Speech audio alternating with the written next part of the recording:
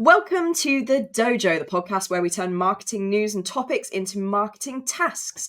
This week we'll hear 3 stories, including one from our special guest. Pick the best one and turn it into tasks you can do today. I'm Jess Percival. I'm a digital marketing specialist at Exposure Ninja. As always, I'm joined by the founder of Exposure Ninja, Tim Cameron Kitchen, and also our special guest, Claire Carlile, who is a local search expert at BrightLocal. Claire, welcome to the Dojo. Hello, and thank you for having me. It's very exciting to be here. You are very welcome. We're excited to have you. Claire, it'd be wonderful to know, what is your relationship to marketing? Oh, I thought it was my relationship with. I was going to say we're in a platonic, long-term, very friendly relationship. So in terms of origin story, about 20 years ago, when I was very young, I went from being a primary school teacher to working for an adventure business, and I wanted to help them sell things to nice people. So that's when I realised that marketing was the thing that I needed to know about. So I did an MSc in marketing, and from there have worked with all sorts of businesses, niche down into SEO, and then more recently further niche down into local SEO. So I love marketing, and I work in a very small niche. Well, it's a very important niche, Claire. So, I think that's hugely important. And also, we love marketing too. So I'm glad we're all on the same page with that. And I'm sure our listeners probably have a love-hate relationship, but we're all about the love today. I'm just going to grab headlines from everyone, including me, so we can learn a bit about what we'll be talking about today. Tim, what is your headline? My headline is Branding and Pricing Lessons from the World of Consumer Goods. Interesting. Claire, what is your headline for today? My headline is How Did That Get There? So exploring the local knowledge panel beyond the NMX. I am very excited to hear all about that. And my headline is What the heck is Brat, and why you're seeing a green background with black text all over your social feeds. I feel like that's going to be quite a fun one to dive into. And I know when I told Claire about it, she was like, yes, I want to hear about that. So that solidified that this is a good story to talk about. But for now, Tim, I'm going to start with you and your branding and pricing lessons from consumer goods. Take it away. So I hope I can communicate this in a clear and entertaining way, because it's something I've been thinking about for a couple of years. And then I read an FT article from the excellent Brickmasters this weekend that made me think, right, we need to talk about this on the podcast.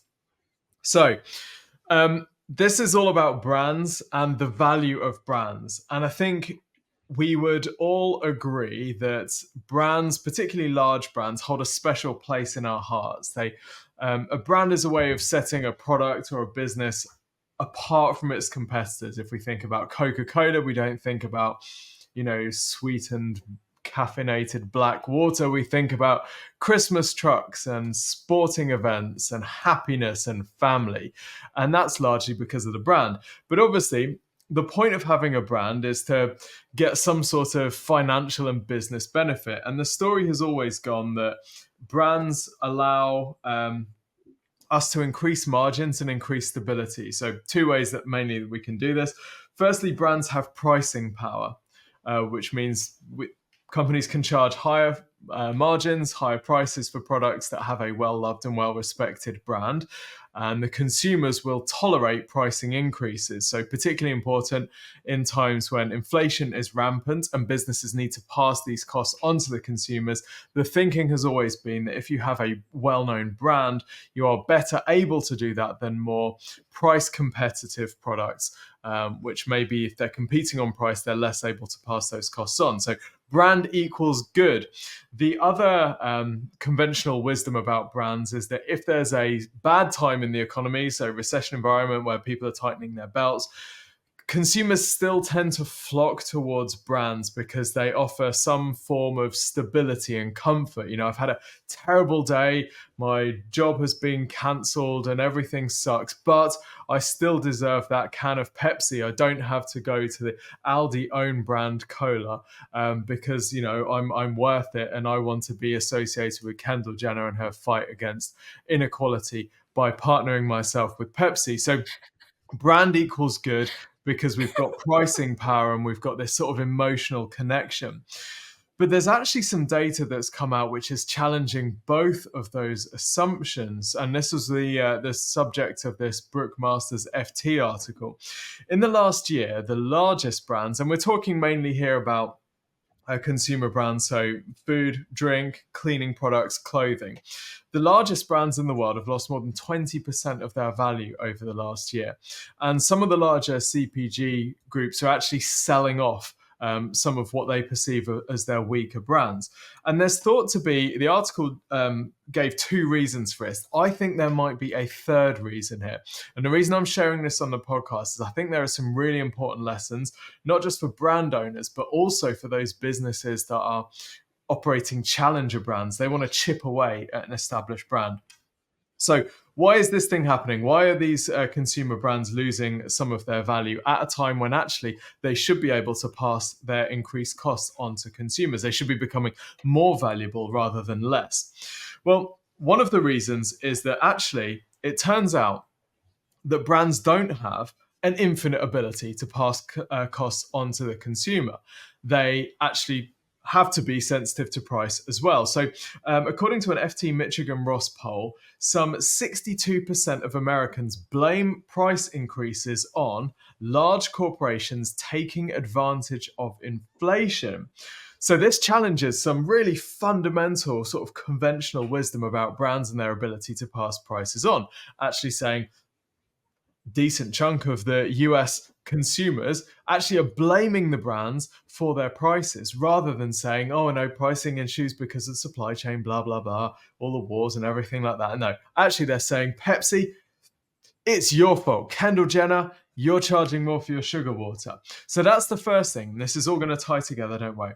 The second thing is that shortages during the pandemic caused some shoppers to have to go and experiment with own brand products. And guess what? They found that they liked what they could, when they switched to an own brand product, they found they liked it. And there was an EY study which found that 2/3 of consumers thought that private label products are as good as branded alternatives. So this really sort of says this concept of Pepsi being better than the Aldi Cola actually isn't necessarily true with 2/3 of consumers. So huge. I think there's a third thing going on here as well, which is what I think of as like the nichification of brands. As direct-to-consumer has become a more prevalent business model than pre-pandemic, I think what we're seeing is brands getting a lot of traction within specific niches. I'll give you an example. So this weekend, I'm out walking with my wife, Katie, and she's telling me about supplements. And she says, there's this brand that is just everywhere at the moment called Happy Mammoth. They are just everywhere. They've completely taken over.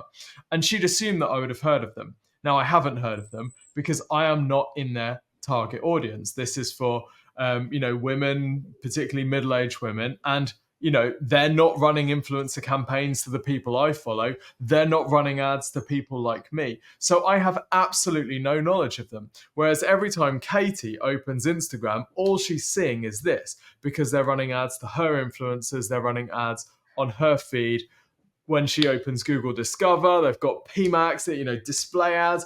It's relentless. So in her world, they're everywhere. In my world, they're absolutely nowhere. And I think that this turns a bit of the brand marketing model on its head. Because previously, when you wanted to build a Coca-Cola, you'd run magazine ads, you'd run news ads in papers, you'd run TV ads, you'd run billboards, you'd sponsor huge sporting events. Now you don't have to do that. You can get deep traction in a particular niche whilst being completely invisible to the outside world. So, what do we do? What's happening with this? Well, the CPG companies are having to reduce their prices as a result. So they're actually not able to pass these increases on. But that 20% hit to large brand value is being spent elsewhere. It's being spent in private label and it's being spent on these challenger brands. So what are the lessons here? I think brand is still definitely something that you want to aim for building, because brand does allow you to increase prices. Brand does give you some security in bad times. But the brand needs to be more than just familiarity and habit. If you're just relying on people saying, oh, I always buy Gillette razor blades because I always buy them and they've just always done it, that's no longer enough. Your customer is being constantly bombarded by D2C niche audience marketing, which in some cases can be way more compelling. And if that customer doesn't perceive that you have a reason to, if that customer doesn't perceive that there's a benefit to sticking with you over the competitor, you're going to lose them. That's some of this 20% value destruction in large brands. And then I think the other thing, the lesson to learn from this is about pricing as a marketing tool.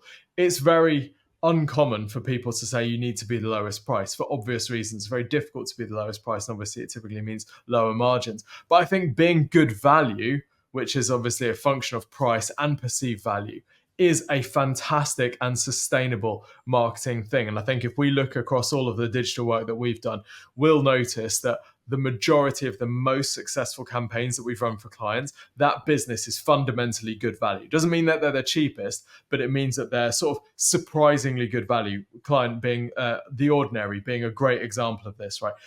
A top tier, great quality product, surprisingly good value. So those are my lessons here. Go for brand, but focusing on value and focusing on being good value, particularly in tough times, can be a real play. And I think this is really good news for challenger brands that are trying to take on more established CPG brands. So that's my thoughts. Ladies, any Yeah. takeaways? Before I go to Claire for her thoughts, you referenced FT quite a lot there. If you're not a massive nerd, FT stands for Financial Times, just in case anybody's listening and thinks, what is he talking about? Financial Times. So I'm calling you a nerd, Tim, but...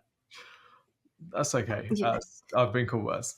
Claire, what are your thoughts on this story? Do you have any insights from your kind of local SEO perspective, or just insights from just yourself as a person? I have some insights from I've never heard of that brand before, and I would think that I would fall into the bucket of middle-aged women. So interesting in terms of the idea of brand building very much within a niche and being known as the best within that niche. So for me, I haven't yet been retargeted by them on Instagram, but I give it approximately 2 minutes before I am. So yeah, that was my main takeaway there. But the brand, and we'll come on to this, the way that brand rolls through so many things. So yeah, just generally interesting. And then why aren't I getting targeted? I need multivitamins. Why isn't it happening? I think probably all you need to do, Claire, is just go on their website and then there you go. Sit back and enjoy the show. Yeah, sometimes I do that though. I do it on purpose to see what they'll send to me, see if they'll give me an offer or whatever. Like, I think, I do. When you're a marketer, I think you kind of know how to play the system a little bit. But then I feel like I'm so susceptible to being sold to.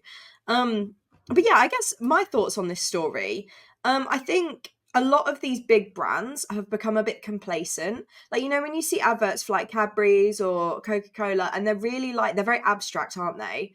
They're not really, they're just a reminder that they exist, because they feel like they don't necessarily need to tell you why to buy it, because they think you know.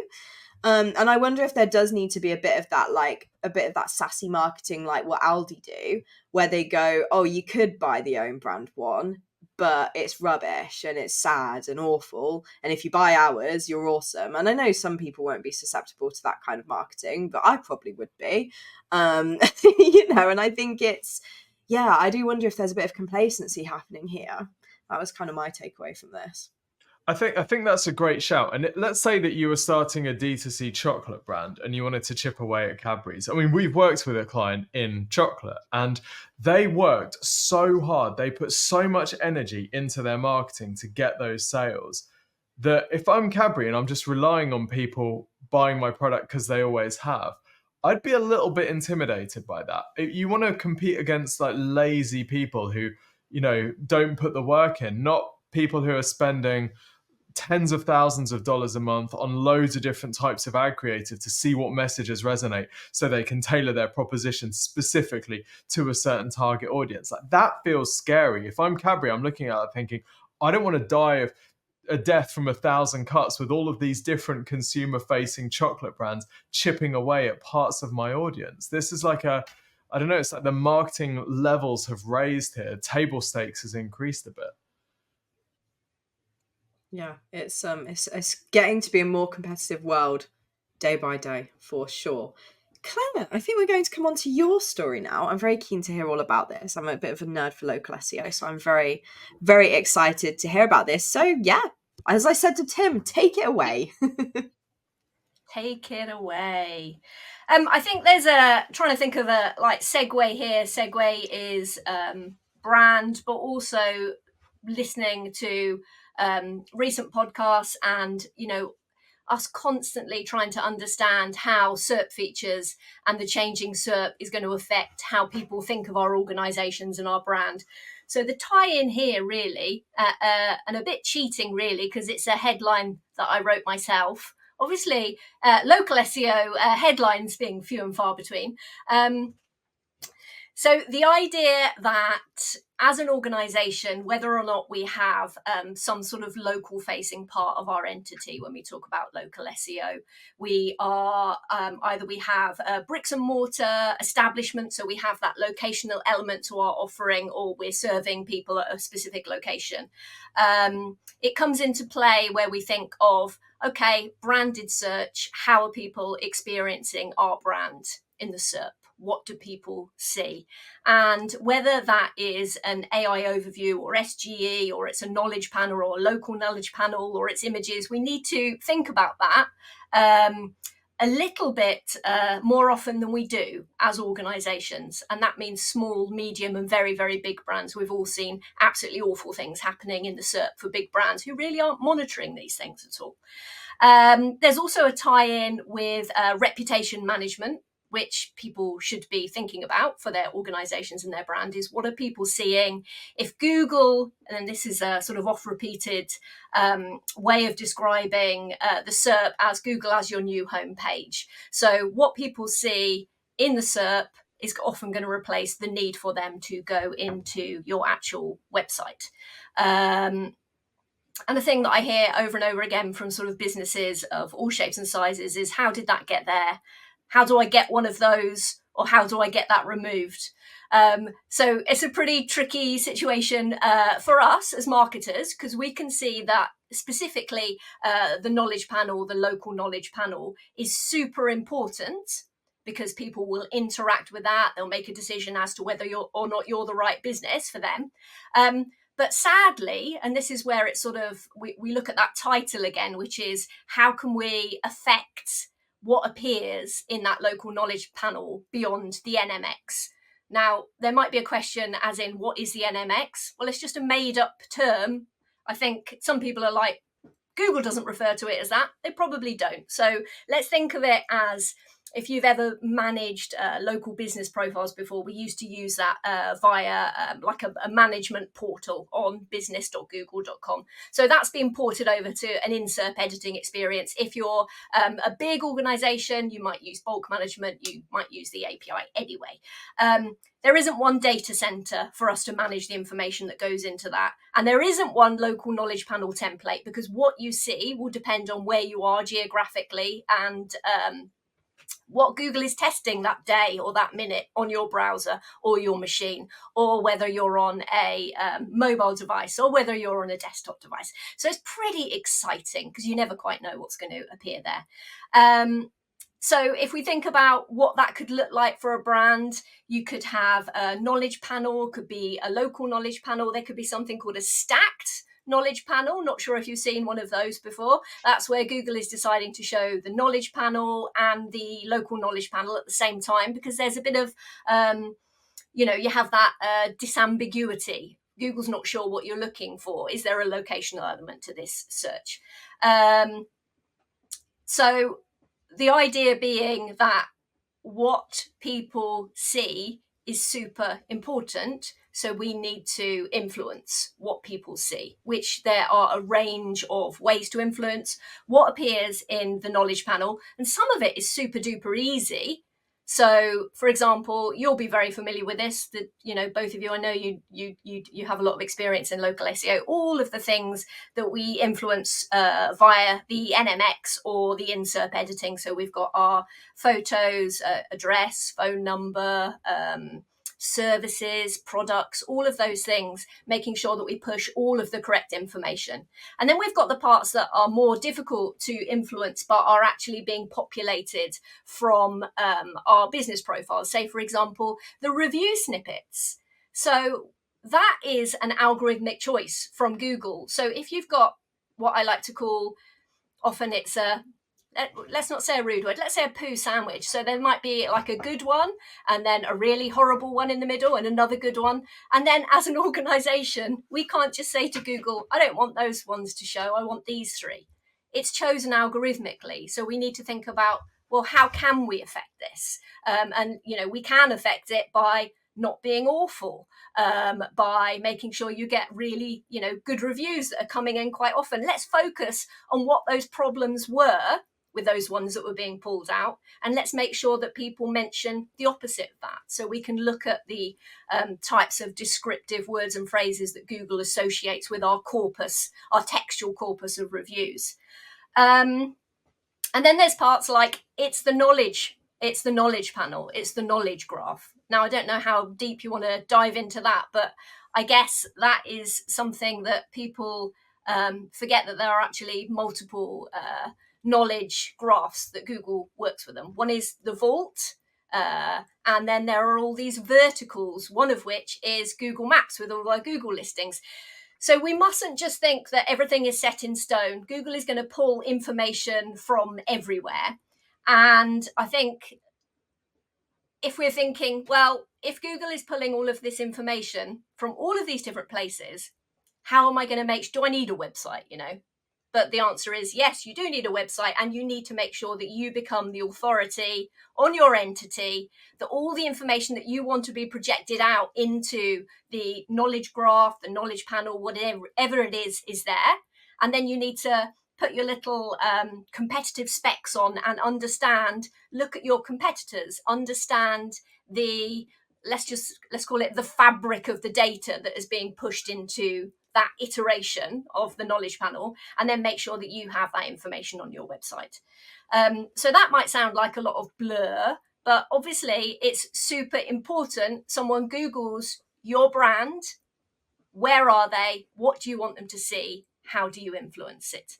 So if you're in an organization and you're thinking, oh, I haven't, we have customers in New York City. I don't know what our knowledge, what's a branded SERP look like for them? Or also, we have a lot of search from this area. What does a branded SERP look like for them? So there needs to be someone in your organization that understands your target market, what the territories are, what the features are that are being pulled in, and that needs monitoring. You can use third-party tools for that, something like, I use Mobile Moxie, so every week I'll be able to look at a branded term from as many locations as I want and actually see a screenshot, so I can see the changing SERP features. Another thing is who actually cares about this. A lot of the time, if you've got like a hybrid knowledge panel, some of that information, I've tested this, you're really obsessed with it as a business owner or a brand owner or the stakeholder of that organization, but your target market really doesn't care. It doesn't see any action. It doesn't see any clicks. Nobody consumes that content. So let's think about what's the high return activities that we can actually influence either someone to make an action or someone to click through to your website. We have to think about what we want people to do.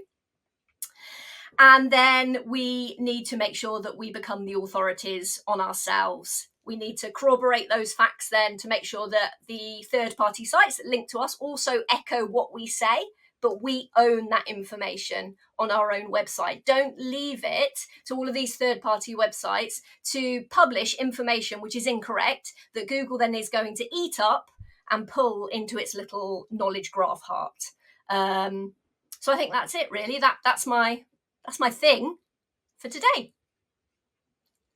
Thank you, Claire. I very much appreciate that. I think there's a lot. There's a lot of information, but I feel like it's very actionable and very good. And you're kind of just saying, look, if you're ignoring this, please don't. But also, if you're paying a bit too much attention to it for the wrong reasons, then also, pull back. I did like what you said about kind of being an authority on yourself, because Tim, I know that when we were testing Google's AI overviews back when it was SGE, one of the things that you found was that because your own website was the authority on yourself, you managed to get some incorrect information updated by creating content about, like, correcting that information on your own website, which I thought was really interesting. And I definitely think that can apply to this local element as well. I don't know if you have any thoughts, Tim?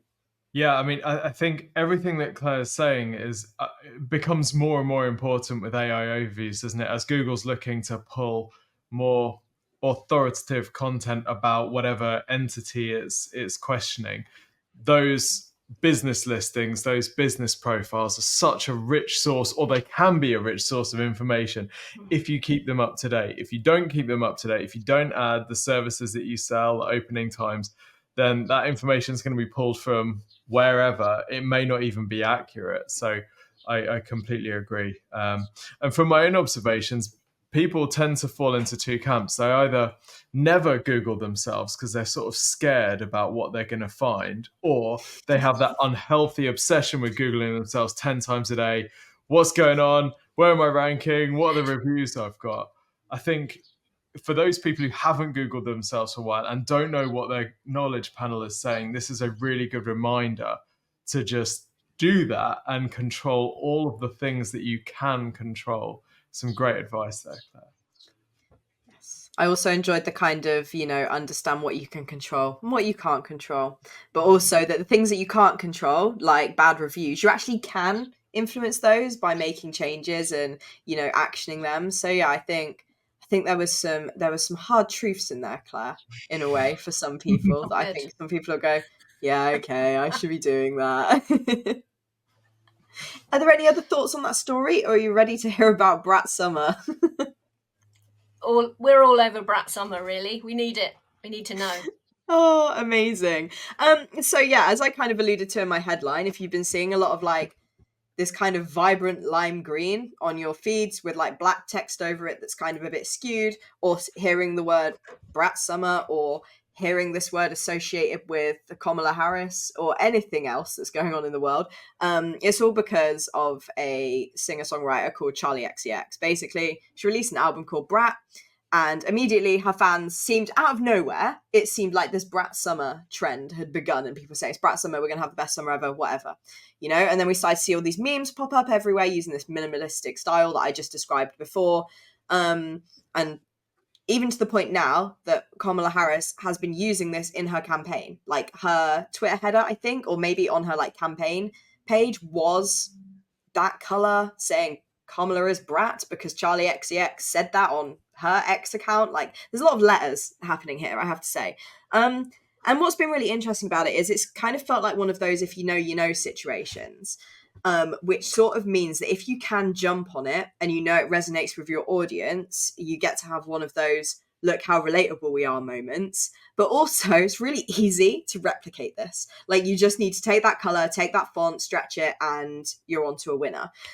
You do have to get it a bit, because I think if you post it and you don't get it, and feels a bit of that hello fellow kids meme that you see, where it's like you're trying to get involved but you don't really know why, and it feels a little bit awkward. So that's kind of one element of this. But as I sort of said at the start, it felt like this trend just came out of nowhere, and then everybody's doing it. It's really big.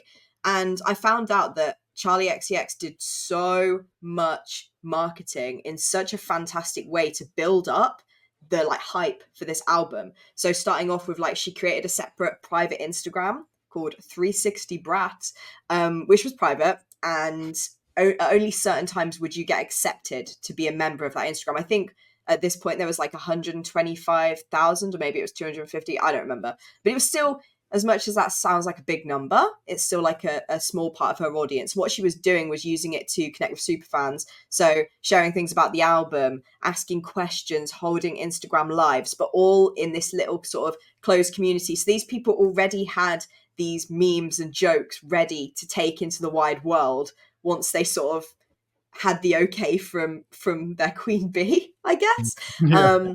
And so it meant that when she started doing things a bit more openly, everybody could be like, well, I was there, I already knew about this, I was involved, which I thought was really, really cool. They also did a thing where this is just a bit of like physical marketing, which I thought was cool. They had this wall called the Brat wall, because of course that's what it's called, where they would paint different things on it in the same font as the album to tease different things. So they sort of painted it that neon green and wrote Brat on it, I think, and then they painted it white and started alluding to the deluxe edition, and then a collaboration with a singer that people thought Charlie XCX had beef with, so that's a whole other thing. But they would live stream this wall getting repainted on TikTok, where they knew the audience was as well. So it's kind of building in that thing of like, oh well, I need to be here all day, because what if something changes and I miss this next big bit of news? And the impact really is, if you search Brat on Insta, it's all these Charlie XCX posts, whether it's using the music from the album, whether it's using the green and black, whether it's just pictures of her.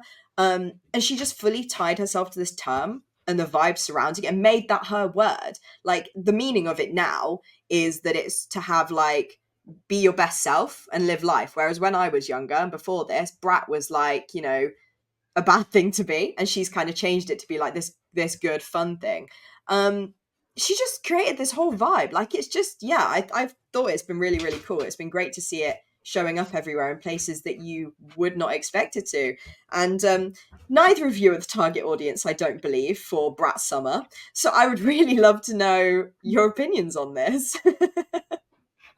What do you mean? I don't think I'm particularly the target audience for Brat Summer either. But yeah, I would love. Claire's like, I'm out. I'm gone. I'm actually embodying Bye. Brat Summer. All my social medias are Brat Summer. So I'm I'm just looking glad at that I have you to translate. I That's know. what I'm here for. I feel like Jess's like Gen Z translation service is really, really valuable for those of us who are. I'm not even Gen Z. I'm just apparently I just get it. So You're childish. That's You fine. feel like you're. I feel like you're Gen Z at heart, Jess. Though you just translate all the gens. So I still don't understand it, right? So I'm gonna read you the quote from TikTok from Charlie XX on what this thing is, right? You're just like that girl who is a little messy and likes to party and maybe says some dumb things sometimes, who feels herself but maybe also has a breakdown. But kind of like parties through it, is very honest, very blunt, a little bit volatile, like does dumb things, but it's Brat, you're Brat, that's Brat. Huh? So, It's my life. I get it. It's me. I mean, for me, this is like marketing, community marketing 101. This is building an identity and a tribe out of your target customers so they feel part of something. And the more obscure it is, the better, because then people like me don't get it. And that pushes you further into your tribe, because then it's you against the world. You get it. All the people who get it are in, and all of the Tims are out. And that's like the essence of a great tribe building marketing strategy. So I love this as a strategy. I don't get it. I think that's why it works. I'm not supposed to be a brat. If I was labeling myself brat, then she would have failed in her definition, right? So perfect. Great. I still don't really get it, but as a marketing trick, I love it. That's okay, Tim. We don't expect you to get it. It's all right. I just like the FT, Jess. Yeah.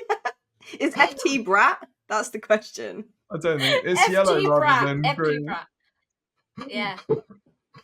It's the wrong color, right? And they don't use that font. Is that it? No. It's part of it. It's part of it, but there's a lot more to being Brat than just green and with black text, Tim. One day you'll understand, but today isn't that day. Do I need to have a breakdown? Is that going to help? Maybe. I don't know. Potentially so. You know, Yeah. could be. Have you not had one yet? Not since Brat Summer came out. I think I had I've a had about 4 today. Like, I feel like I'm having one now. We're so brat. Totally brat. that we are. But yeah, if people are like, why did Jess bring this to the podcast? It was partially just an education exercise for anyone who's like, what is this and how do I get involved? And it might be you don't necessarily need to get involved, but if your audience is maybe part of the LGBTQ plus community, is maybe Gen Z, does like club music, if there's like a Venn diagram and some of your audience are in the middle, then maybe this is something that you could jump on. If you see brands similar to you jumping on it and you feel like you could confidently do it, you have to understand that this audience can smell fear, and they know if you are not doing something with your full chest and you're just doing it to jump on something, they can tell immediately. They find it really inauthentic. But if you feel like there's a crossover here, and there's potentially people in your office who will know how to make this applicable to your business, but you don't have to jump on it. It's just kind of, if you were like, how do I do this? And what is this? So that was kind of part one of the lesson. But then part two was just about how Charlie XCX created this huge phenomenon seemingly out of nowhere, but it wasn't. It was highly, highly calculated. For 10 months, she was prepping people for the release of this album. And I think that's a huge, huge part of it as well. So yeah, it's the lessons here really are about, finding your kind of super fans potentially and finding ways to make them feel really involved, or directing a campaign. I'm not saying you have to do everything, but towards like a specific niche where you can really have some fun with it and get quite specific. And I can imagine some of the stuff that's coming out now is probably stuff that was never even intended by Charlie herself, but potentially the Brat vibes evolved over those 10 months until she was like, this messaging is really tight. Like what Tim was reading earlier, I got all of that. I was like, yeah, I can see where she's drawing all of that from, because she's so connected with her audience, which I think is really cool. Some people can drop an album and that's a big thing, whether they're dropping it surprisingly or out of nowhere. And if that's what resonates with the audience, big brand releases out of nowhere, awesome. But for a lot of people, that's not the case. And that definitely wasn't the case here. I think, yeah, the more you talk about this, Jess, the more it ticks so many of the sort of the marketing campaign boxes, right? We've got a very clear visual style. We've got basically, it's almost like a custom font because it's squeezed. It's designed to look ugly. It's designed to stand out.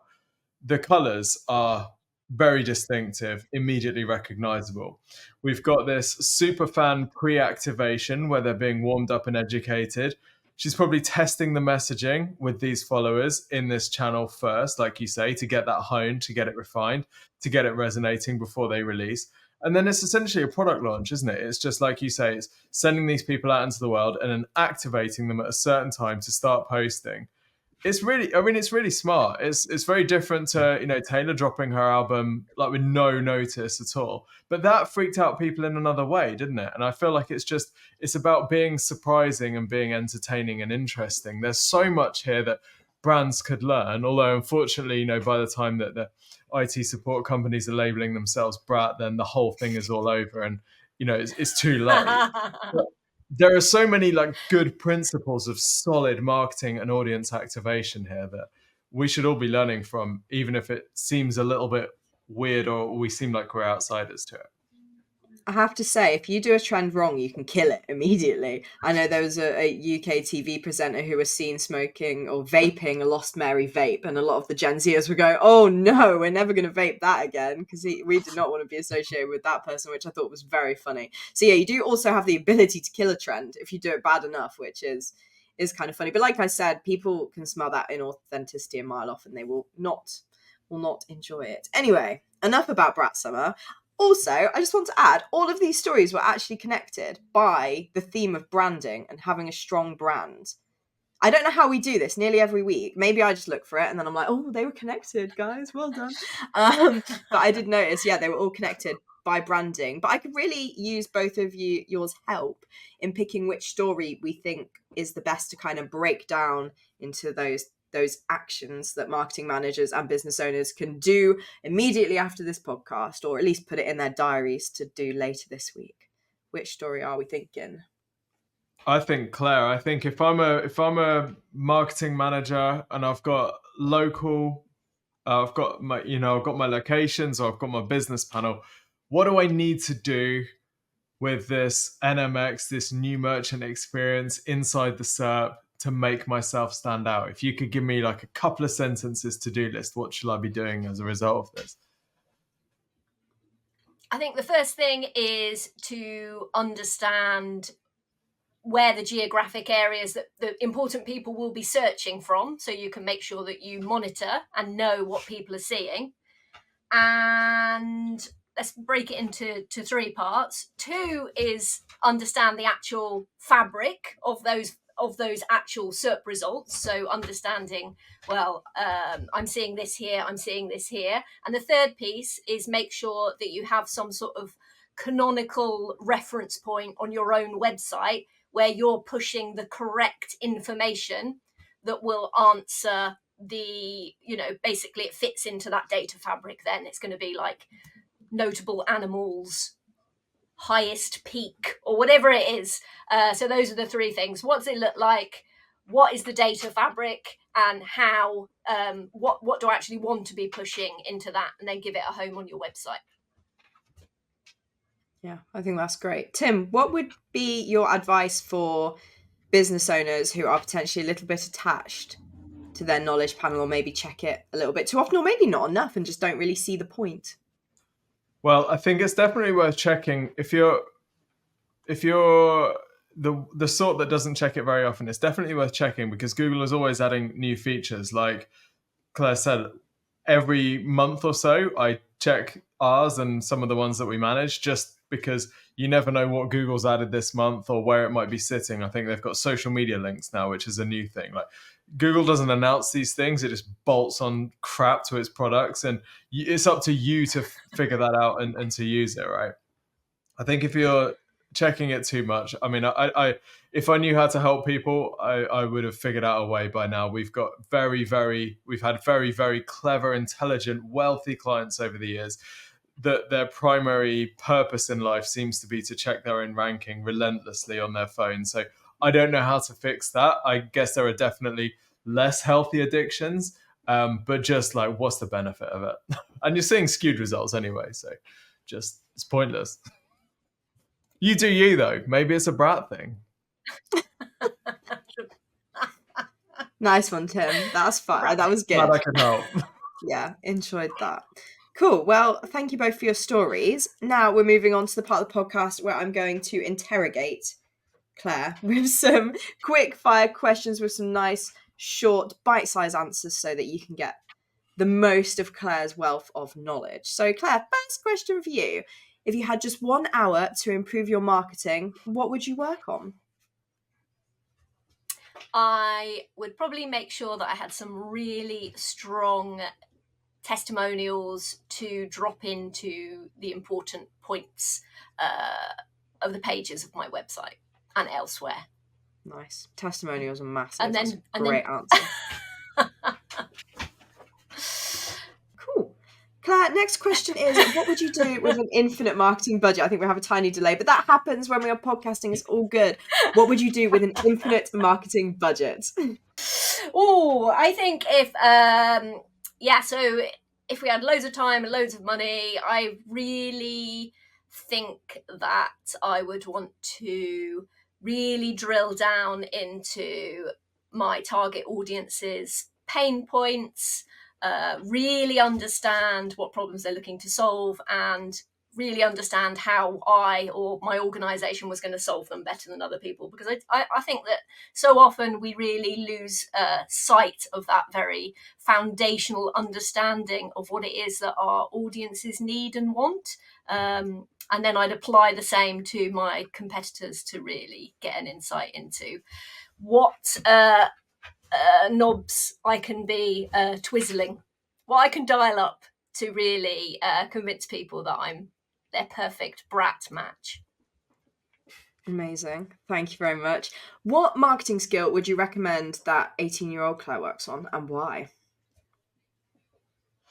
I don't know if it's marketing. I think that people understanding what they're good at, what they what brings them passion. I think a lot of the time when you're sort of younger and in the early stages of whatever career it is, but really getting a good handle on your own strengths and what you enjoy. So I would definitely go back and tell in the Victorian time, Claire, about those things. I love that. What are you most excited about in marketing right now? Oh, again, back to authentic brands, community, relationships, the fact that people are sort of, again, this was a previous podcast, the idea that I don't want to consume AI art. I don't want to consume that type of content. I want to have real relationships with real people and brands that understand what I need and what I want and treat me like a person and a human. So those opportunities, I think, are quite profound for businesses that are in the right sort of niche. Yeah, love that. And final question for you. Who should we invite to be our next podcast guest? I think that you should have my lovely friend, Anna Corbett, who is just a wonderful marketer, all-round amazing human being, working with brilliant brands with Base Creative and also at Exceptional, and they work with good organizations doing good work, and she knows so much about so many different things, and she's also a super duper person. I think she would have a lot to say. Amazing. Thank you so much, Claire. Claire, before we wrap up, is there anywhere that you would like to be found digitally, online? Any LinkedIn's or social media accounts where you would like people to look you up, if any? Okay, well, I'm on the LinkedIn sometimes, but not really. I'm off of the Twitter, onto the Threads. Yes. And yeah, work-wise, if you want to read any of my stuff or watch any of my courses, you can do that on BrightLocal and the BrightLocal Academy. Amazing. Thank you. Well, thank you so much for joining us, everyone who is listening. Don't forget that you can catch up with 300 podcast episodes plus some YouTube stuff over on our YouTube channel and over on our website. If you search exposureninja.com/podcast and search Exposure Ninja on YouTube, did that in a messy order. As always, if you head to Exposure Ninja website /review, you can get a free website and marketing review. If you're eligible, we'll send that over to you. It'd be very cool. Tim always looks at me when I do this, like, girl, what is coming out of your mouth? I don't know, Tim. I'm like a generative AI. I don't know what the next word's going to be. It just happens. Join us next week for more marketing stories, and we'll see you next time. Bye. Thanks, everyone. Bye.